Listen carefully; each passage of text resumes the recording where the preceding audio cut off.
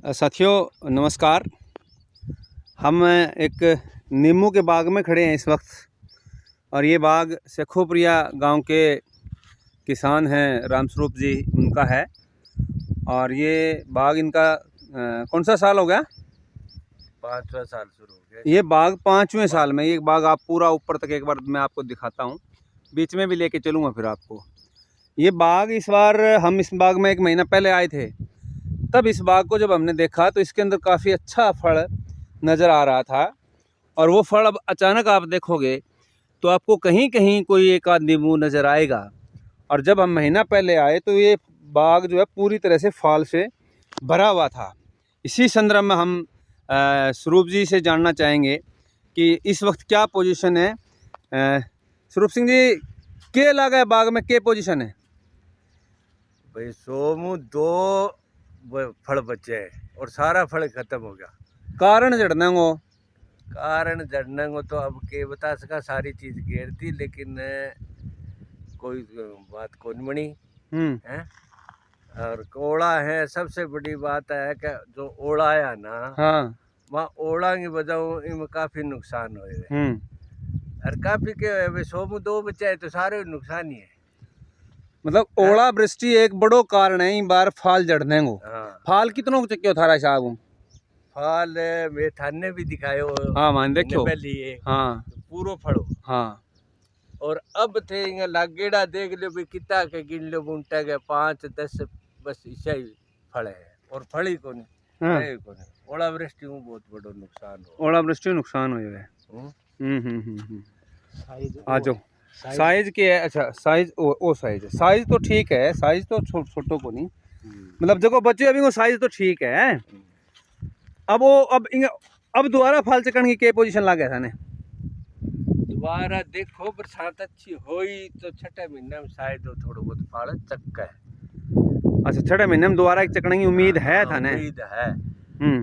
पर ओला वृष्टि तो किया नुकसान है नहीं, बिंगी भरपाई वो कर सके। अब ये बड़ा सवाल है कि भी एक तरफ तो बीमा कंपनियों ने बीमा किया, लेकिन अब इस तरह की जो होगी ओला वृष्टि हो गई और इसमें ये नींबू के बाग में इतना बड़ा नुकसान हो गया। बागवानी के सवाल के ऊपर ये भी बड़ा सवाल है कि बागवानी का जो इंश्योरेंस है वो उसका मतलब प्रीमियम बहुत ऊंचा है। अब ये एक स्थिति है।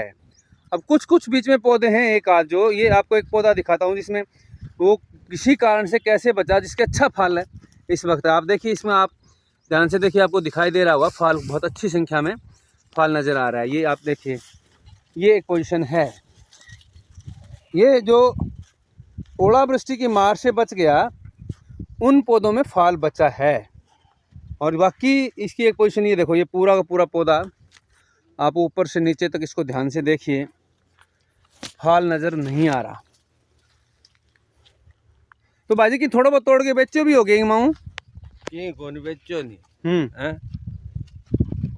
फल बेचे क्या? हाँ। यदि वो फल कंडो ही काट दियो, ओला ही काट दियो काम है। तो गर्मियों में जड़े हो फल? गर्मियों तो जड़ा ही जड़ा है, वो तो अलग बात है। हाँ। लेकिन ओला हूँ गर्मी आने पहले ओला पड़ गया। हाँ। तो गर्मी आनी कौन दी बन बेचारा।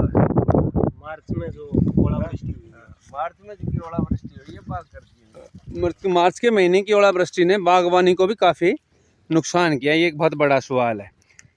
तो अब वो पहला की बेचे है कि मालिक माऊ? वो 10-20 किला दी है, कोई मजबूरी वाला। कै कनाल जगह में हो? 5 कनाल।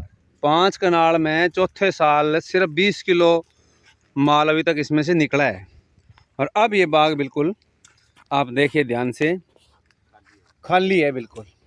ये नुकसान जो किसान के साथ जो बार बार कभी सरकार की नीतियों की मार, कभी प्रकृति की मार, ये एक बहुत बड़ा सवाल है। लेकिन किसान उसके बावजूद भी अपनी हिम्मत, हौसले और संघर्ष का जो किसान का जज्बा है उसके सारे लगातार। बच्चों कुछ नुकसान जो परसों जखड़ आए हैं। हाँ। जखड़ में ही बहुत ज्यादा नुकसान हुए हैं।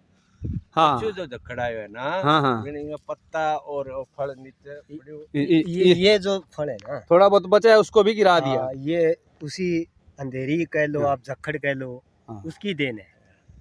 अभी जो 31 तारीख को रात को, 1 मई 1 मई को रात को जो अंधेरी आई और तेज़ बरसात और तेज़ हवाएं चली, उसकी वजह से भी जो कुछ बचा हुआ फल था वो भी नीचे गिरने लग गया। ये एक स्थिति है।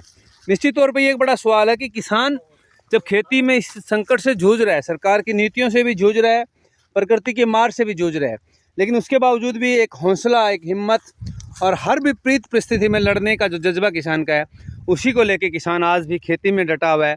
और यही वो बड़ा सवाल है जो किसान हमेशा कहता है कि हम ज़मीन से कटेंगे नहीं, ज़मीन के साथ जुड़े हैं तो उसके साथ रहेंगे। आपका बहुत बहुत धन्यवाद।